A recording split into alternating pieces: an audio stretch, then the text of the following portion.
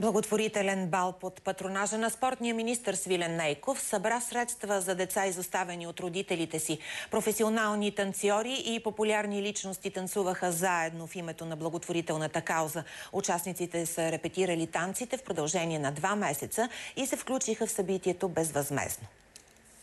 Водещи на благотворителната вечер бяха познатите ни от ефира на БНТ Камен Воденичаров и Мария Силвестър. Двамата представиха участниците, между които прима балерината Маша Илиева, шампионките Евгения Раданова и Симона Пейчева, певецът Крум и други доброволци.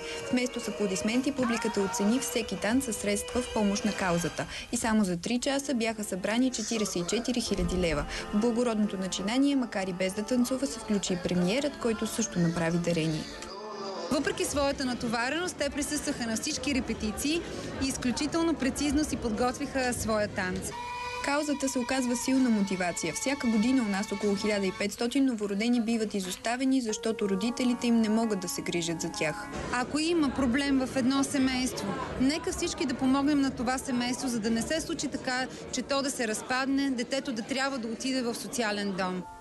Организаторите на приказен танц поканиха всички гости на нова среща след година, за да разкажат как са помогнали с събраните средства.